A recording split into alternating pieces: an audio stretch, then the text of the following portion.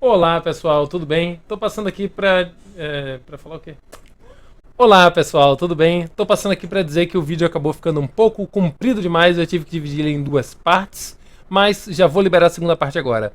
Se inscreva no nosso canal, se você achou esse conteúdo útil pra você, deixe seu like e sem mais delongas, vamos pro vídeo. Bora aprender?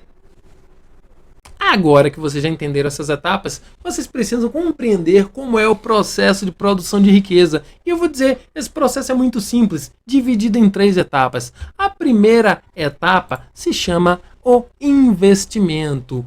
O que é que significa investir, galera? Por incrível que pareça, investir significa empobrecer, ficar mais pobre. Sabe por quê? Porque veja bem, vamos pensar ali no caso de agricultores. Eles têm uma colheita que eles fizeram de feijão.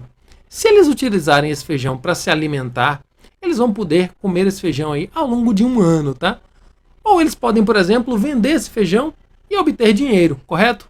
Só que veja, quando eles decidem pegar parte do estoque que eles têm guardado de feijão e plantar de novo, eles estão ficando mais pobres, porque o feijão que eles colocam embaixo da terra não vai poder ser nem usado como alimento e nem vai poder ser vendido. Então, na verdade, eles acabaram de ficar mais pobres quando fizeram esse investimento.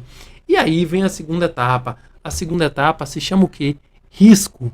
E a gente pode trocar a palavra risco por uma outra palavra chamada incerteza. Por que que é incerteza, galera? Porque aquele feijão que foi plantado pode não chover e aquele feijão pode não virar uma plantação.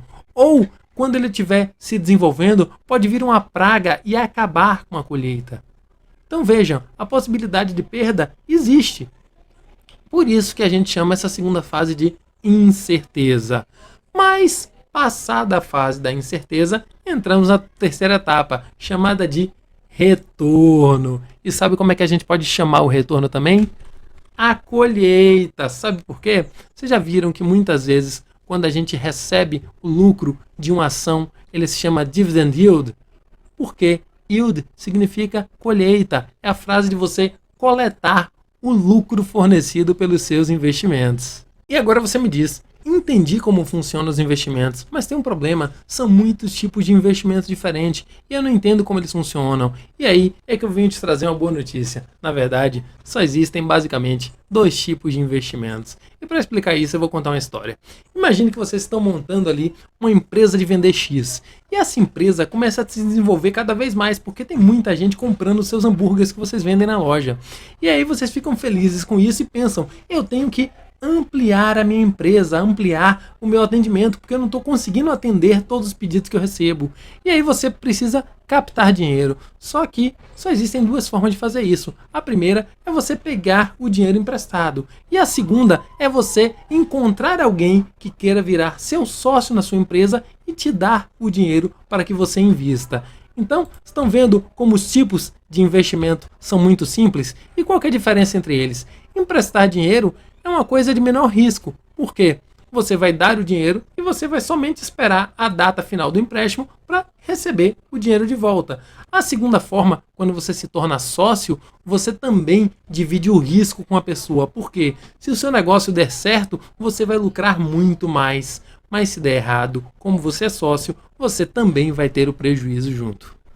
Pegando essa ideia agora e aplicando para os investimentos, vamos olhar como a gente poderia dividir investimentos que significam emprestar dinheiro, poupança, CDB, LCI, LCA, debêntures, CRI, CRAS, tipos de investimentos que significam tornar-se sócio, ações, BDRs, fundo de investimento imobiliário, startups.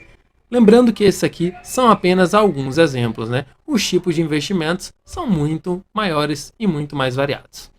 Agora que a gente já entendeu o funcionamento básico dos investimentos, a gente tem que entender uma regra dos investimentos, que é o seu tripé básico.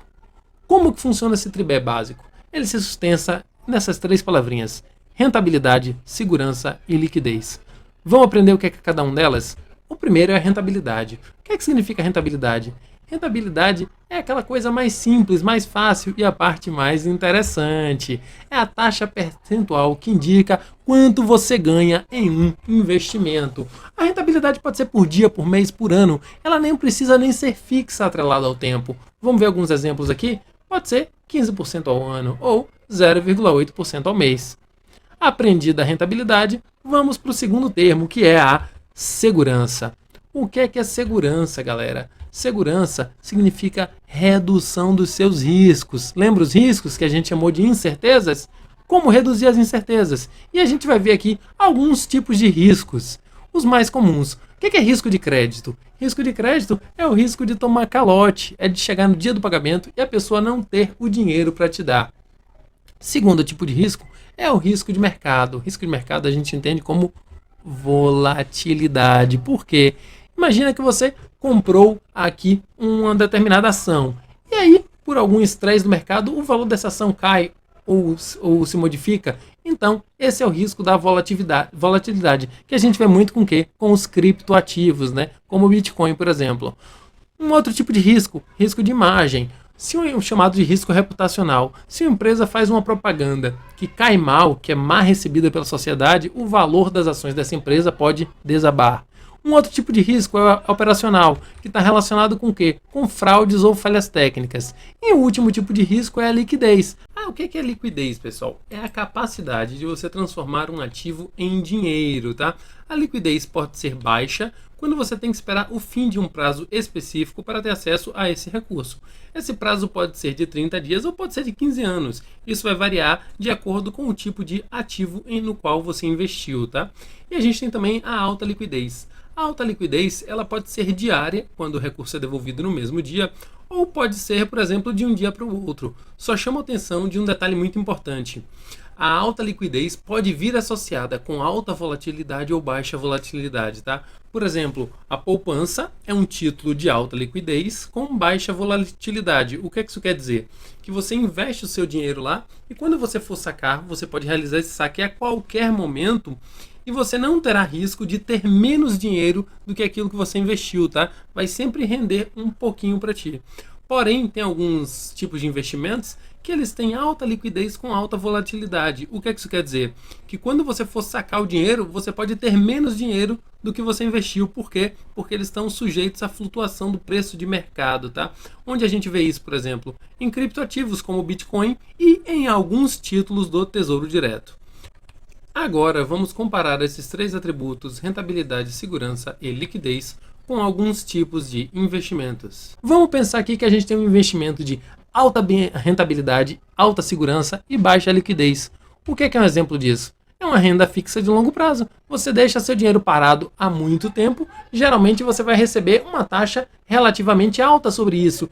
E pode ser bastante seguro, porque pode ter garantia do FGC, por exemplo. Mas, em compensação, ele vai ter uma liquidez baixa, porque você vai ter que esperar todo esse tempo para poder receber o seu dinheiro de volta. Vamos mudar os parâmetros agora. Eu tenho baixa rentabilidade, mas eu tenho alta segurança e alta liquidez. Estou falando de quê? Estou falando de poupança, estou falando de Tesouro Selic, que nesse momento a rentabilidade está relativamente baixa. Vamos pensar agora um terceiro exemplo. Eu tenho alta rentabilidade, baixa segurança e alta liquidez. O que é que eu estou falando isso, por exemplo? Criptoativos, Bitcoin. Bitcoin hoje pode ter aí um aumento de 30% em um prazo de 30 dias, 60 dias.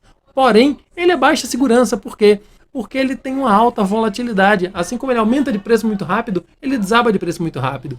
Então, entendem? Ele tem alta rentabilidade, alta liquidez, mas baixa segurança. E agora, um último tipo. Quando a gente tem um investimento que tem alta rentabilidade, alta segurança e alta liquidez. Sabe como é que é o nome disso, galera? É golpe. Isso não existe. Você sempre tem que abrir mão de pelo menos um desses itens. Agora, então, vocês devem estar se perguntando onde os brasileiros mais ricos investem. Eu vou contar para vocês. Essa informação está disponível para todos na Ambima, tá? E a Ambima divide aí os investidores em três tipos. É o varejo alta renda e o private.